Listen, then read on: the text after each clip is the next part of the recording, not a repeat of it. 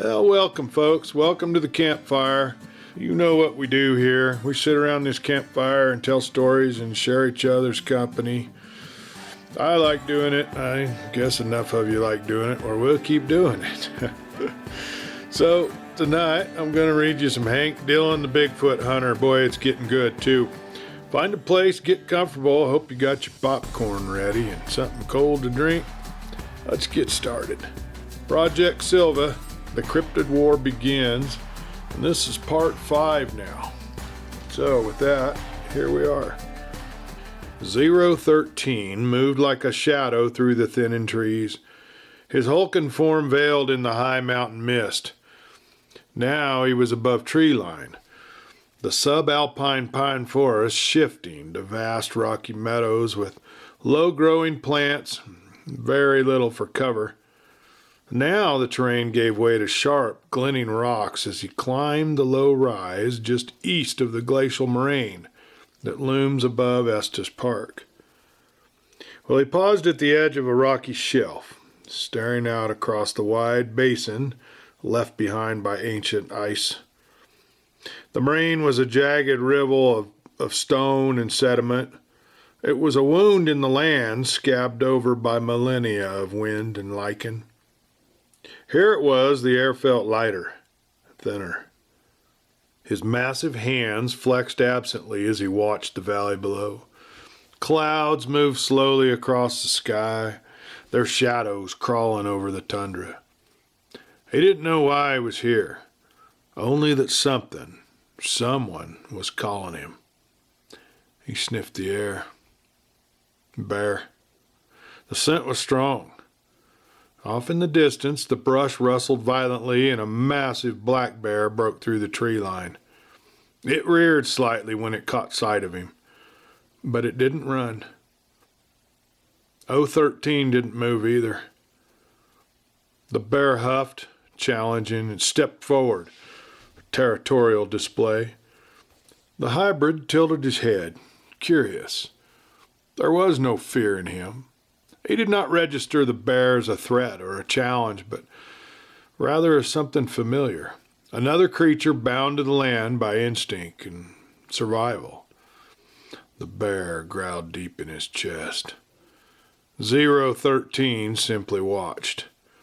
After a moment, the bear huffed again, less aggressive now, and turned away, vanishing into the trees with a crashing of limbs and broken branches. The hybrid turned his face to the east and resumed walking. He did not know the names Wade or Hank. He barely remembered the man Ghost Horse, but something in his bones did, and it was to them that he was being drawn. At the small cabin just outside the entrance to the Big Thompson Canyon, the wind had picked up again, bringing with it the threat of rain. It hissed through the weathered pine siding, brushing across the porch and rattling the old bones of that small structure. Inside, however, the hearth crackled softly, casting flickering light on an old knotty timbers and the grim faces gathered within. "I'd like some answers," Wade demanded. "Why are we here at this old cabin, and what does this have to do with us, with our father?" Wade leaned against a wobbly pine table while Hank paced by the window, arms crossed, watching the storm moving in. Michelle sat on the threadbare couch, Sassy asleep with her head in Michelle's lap, and the other 2 dogs asleep near her feet. Ghost Horse stood before the fire, his eyes cast down as though searching for words carved into the floorboard. When he finally spoke, his voice was low and measured. "I don't talk much. I never have. Words are like arrows. You use too many, you miss the target." He paused. "But I owe you an explanation." Hank turned, arms still folded. "Yeah, you do." Ghost Horse nodded slowly.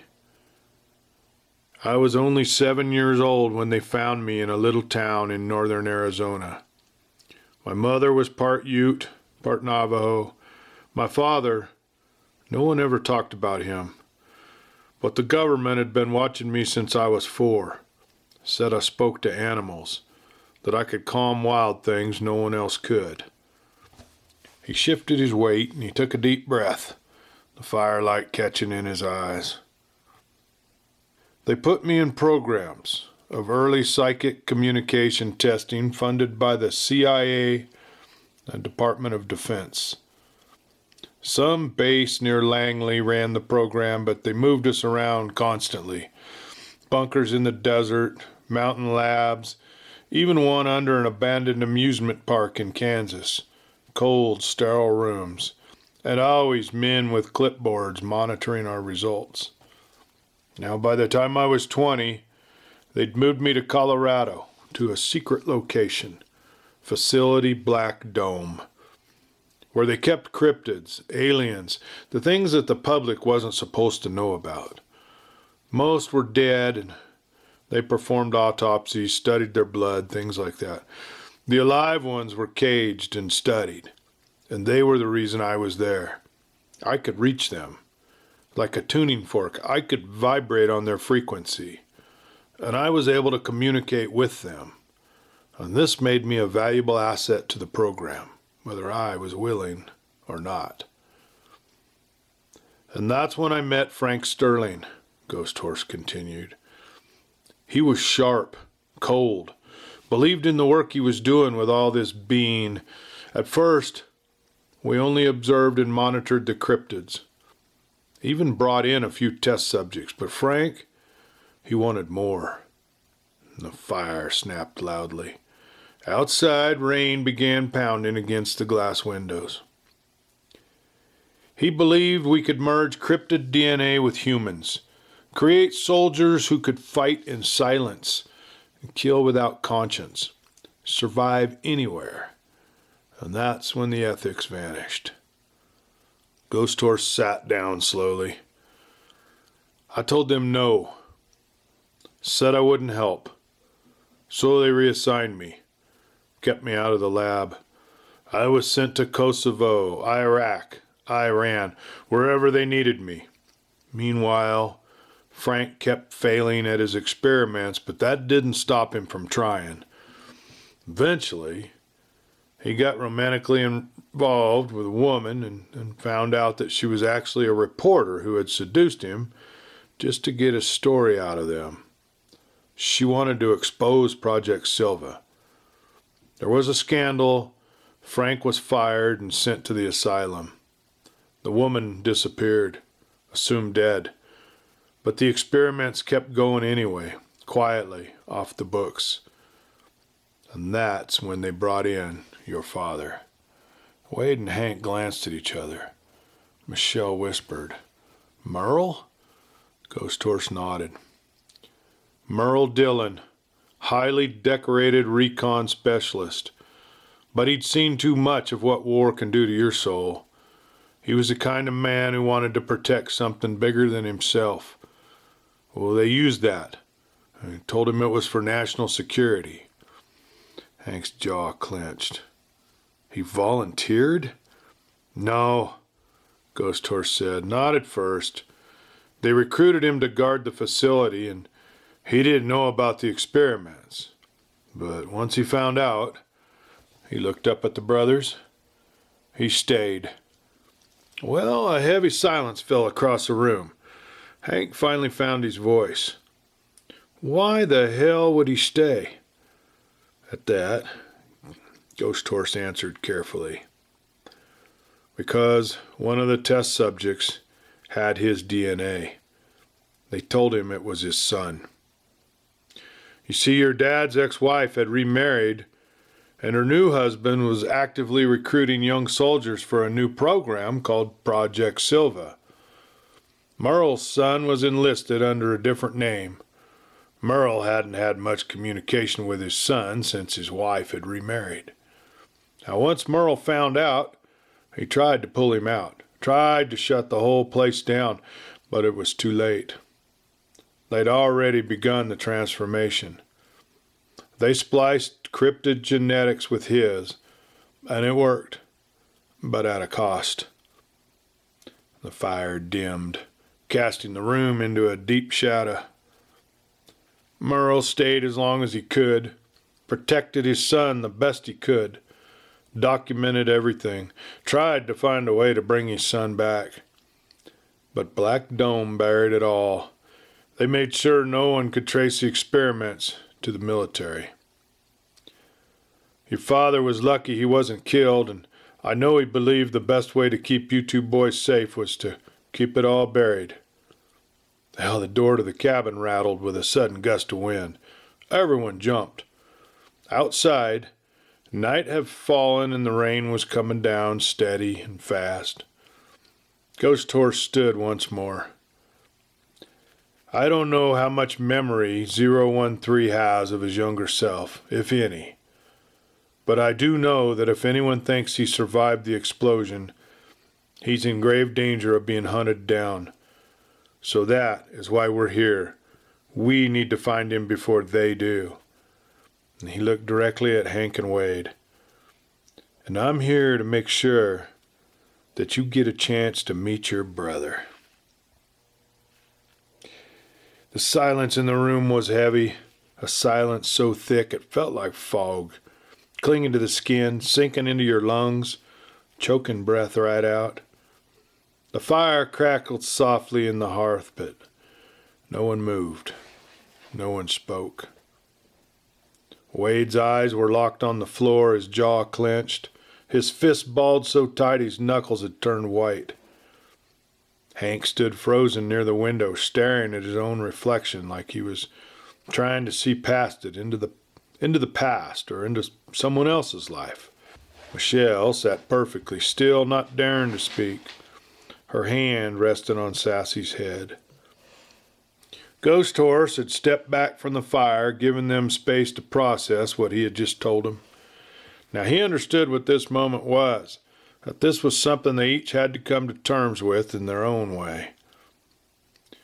Well, Wade finally spoke. His voice was hoarse, and he looked at Hank. He's our blood. Hank rubbed his hands over his face, pacing back and forth.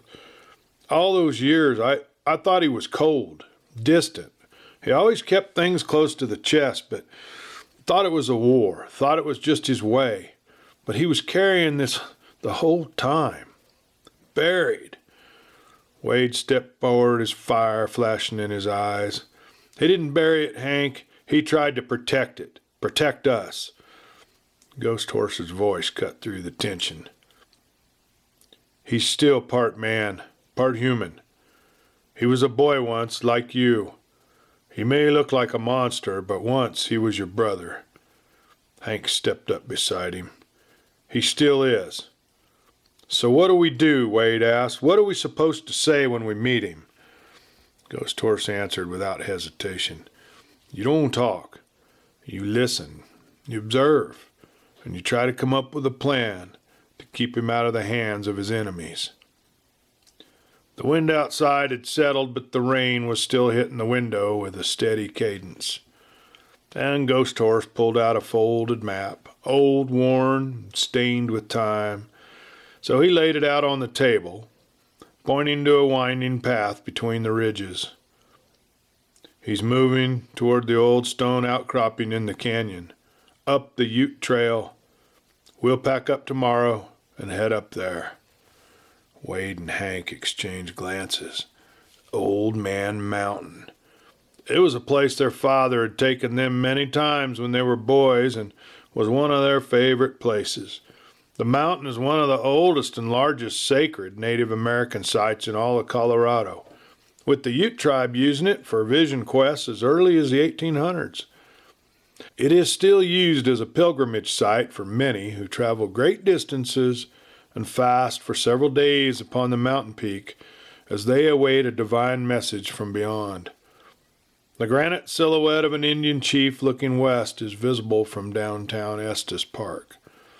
And from its rocky summit, there are amazing views of Castle Mountain, Long's Peak, Mount Meeker, and the Twin Sisters. Oh, it was a place that they knew well. There is a quiet sacredness to the land surrounding Old Man Mountain. The massive rock dome is surrounded by pine and aspen forests, along with the high mountain meadows, and is mostly private property, but now there are a few paths leading to the summit, and the landowners allow pilgrimages and vision quests if the hikers are respectful. The rain had stopped before the first light had dawned, leaving the forest smelling of wet pine and moss. Oh, that smell.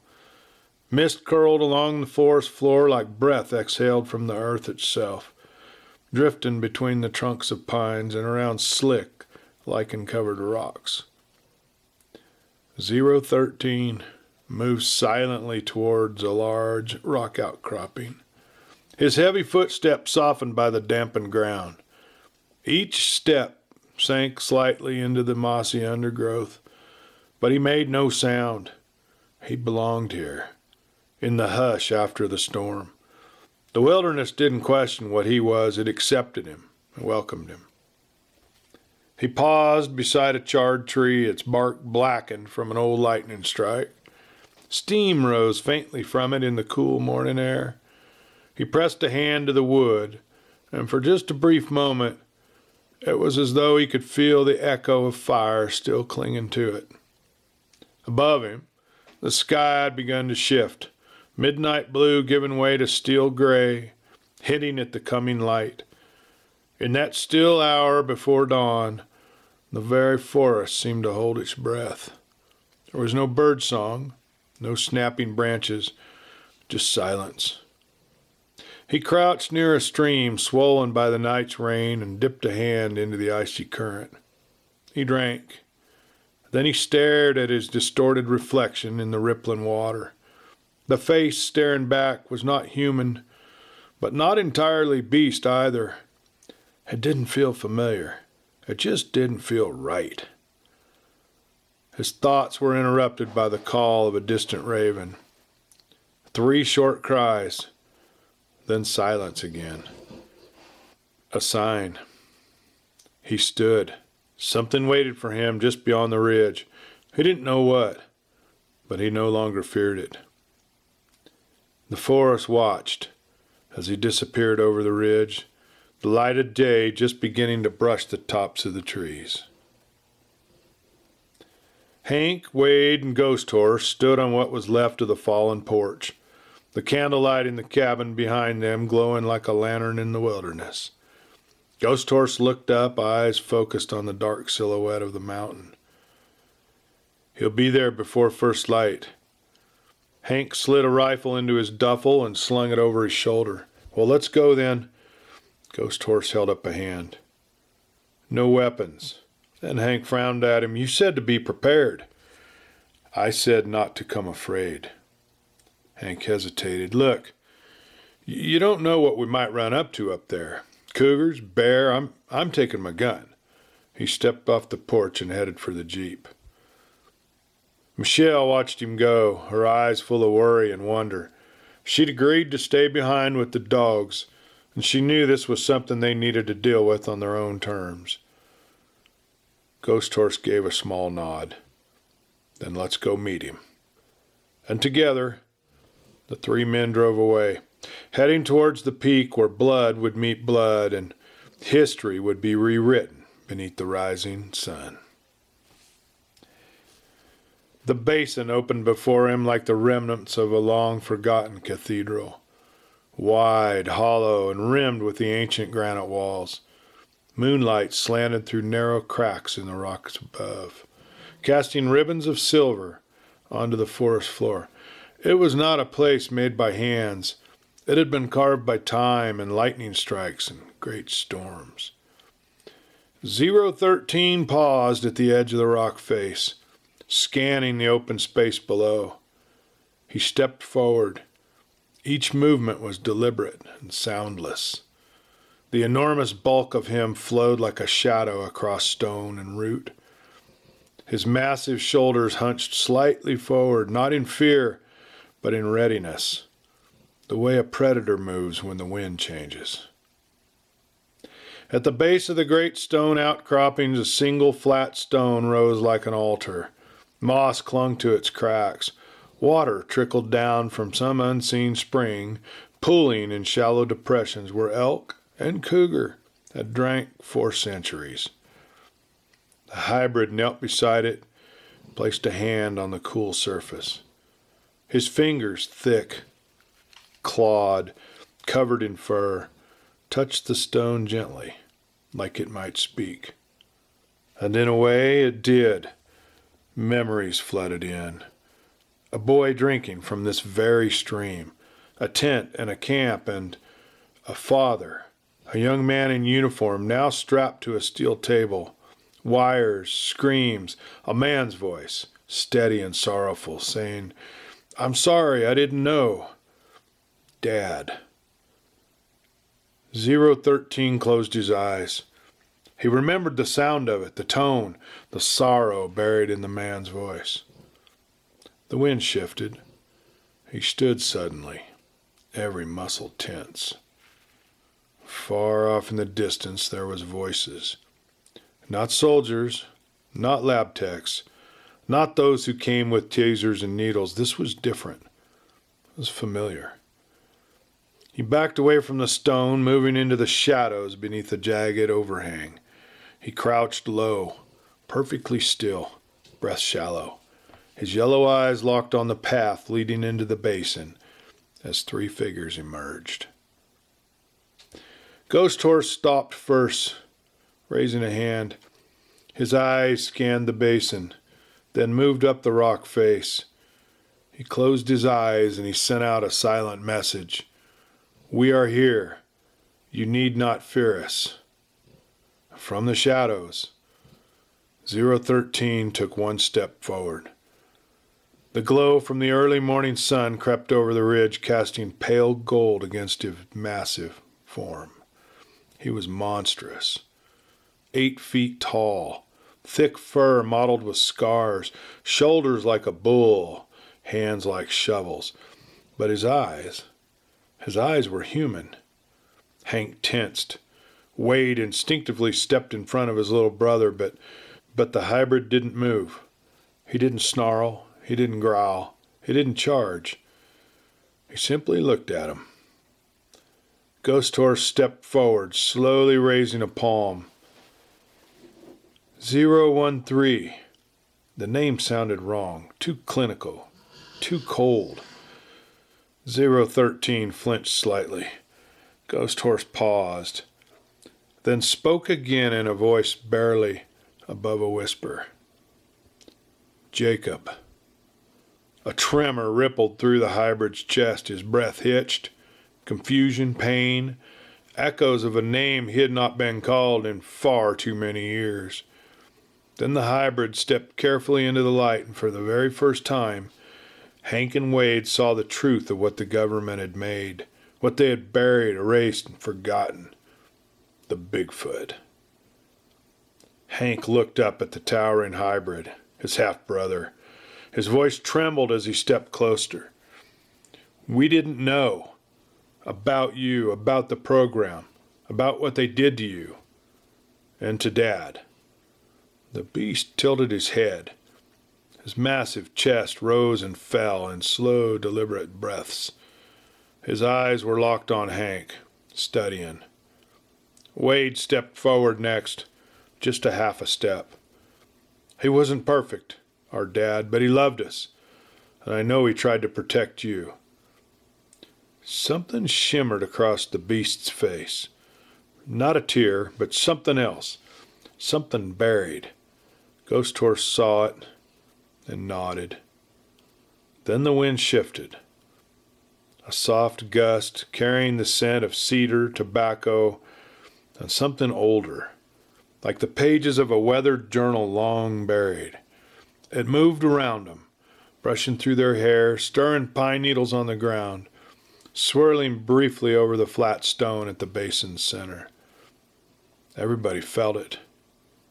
Ghost Horse closed his eyes, his voice a whisper. "He's here." Not in body, but in memory, in blood, in every word never spoken, every truth buried too long. Merle Dillon had carried the weight of his sons, all of them, And now, somehow, here at the place where truths finally surface, he had come to see it through. 013 lowered his head, eyes closing for just a moment, kind of the way a wolf lowers its ears in mourning or respect. For the first time in his life, the hybrid did not feel like a test subject. He didn't feel like a weapon or a secret. He felt like someone who belonged. And in that sacred stillness, Ghost Horse stepped back from them all, watching three broken pieces of the same story finally fit together. Above, a hawk soared across the pinking sky, calling out once, sharp and high, as if to say, it is done, but it is only just beginning, because now we have to figure out how to keep him safe. Tom Sheffield hadn't slept in days. A coffee mug sat untouched beside him, now cold. He pushed away from the table and ran a hand through his graying hair, exhaling hard. Darnell Road stood near the rusted metal shelves stacked with survival gear and backup generators. He was staring at a corkboard pinned with yellow photographs and a large hand-drawn map of the western United States. Dotted red lines spidered from northern Nevada to the Rocky Mountains. Well, Mom really wanted to blow the lid off the program, Dusty said, looking over his shoulder. She used to call the Project Silva the devil's engine, said it had no brakes. Once they started messing with cryptid genomes, with hybrids and psychic communication, there was going to be no way to stop it. Darnell turned back to the laptop on the table and brought up a series of satellite images marked confidential, Class 5. One showed the remains of a scorched mountaintop. The others, they were thermal snapshots, infrareds from before the collapse. Well, that's what's left of Facility Black Dome now. I've got to get back to Colorado, Tom muttered. I have to warn Hank that this thing goes way deeper than either of us thought. If this is any indication of how far the authorities will go to hide their secret project, then there's people in D.C. who will burn down half the country to keep it buried. Darnell shook his head. You've got to cross several states and stay invisible, Tom. How the hell do you plan on doing that? Tom glanced at Dusty. Well, I sure as hell don't plan on staying here like a sitting duck. Are you up for a long drive, Dusty? If it gets us one step closer to exposing the truth, then you bet I'm up for it, she replied. Then I guess we leave in the morning, Darnell muttered.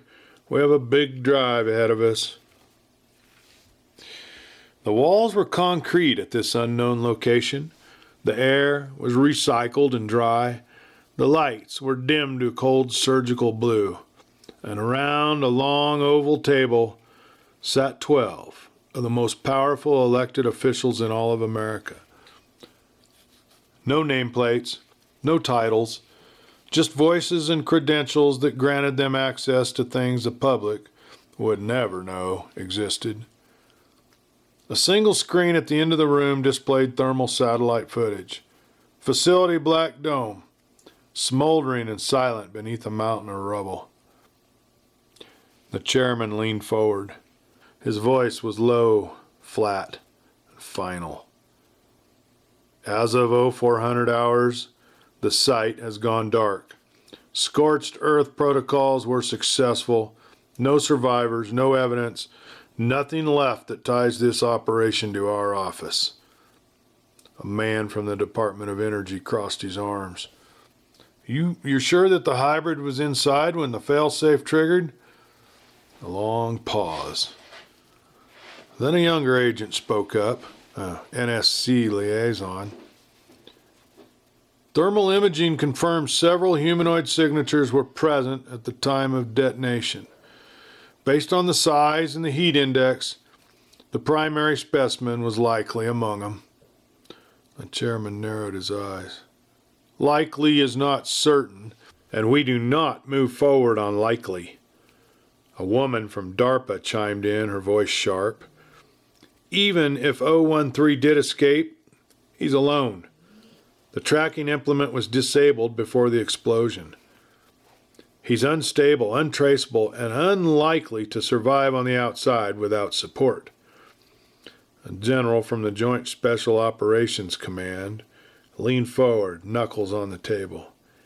If he resurfaces, even a whisper, we neutralize.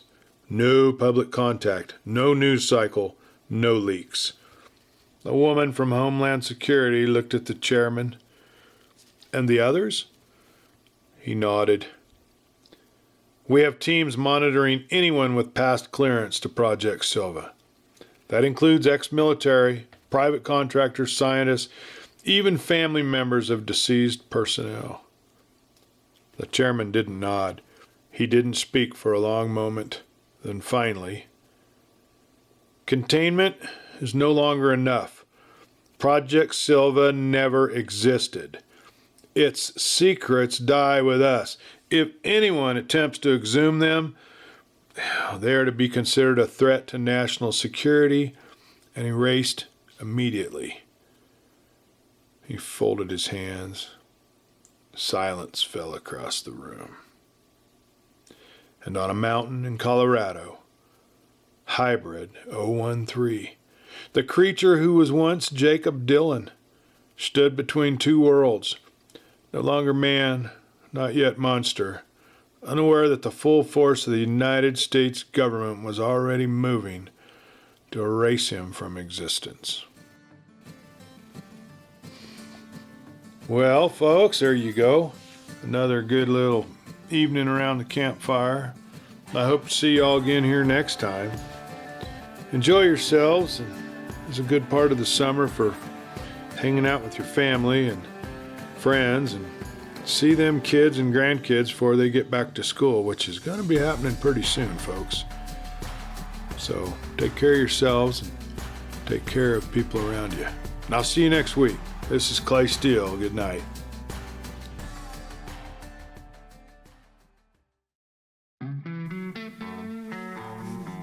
Hey folks, Clay Steele here. You know, I spend a lot of time outdoors around this here campfire. If you're like me, you get downright annoyed by all those pesky mosquitoes buzzing around. They're just looking for a free meal. Nothing ruins a good night under the stars faster than slapping and scratching at bites. And that's why I keep the bee itch stop. I keep it handy. One swipe and that itch is gone. No more burning, no more scratching, just good old relief. Made right here in Nevada with all natural ingredients. It's safe for the whole family. So if you're tired of being a mosquito buffet, do yourself a favor and get you some bee itch stop today. And this is Clay Steele. Watch out for them bugs.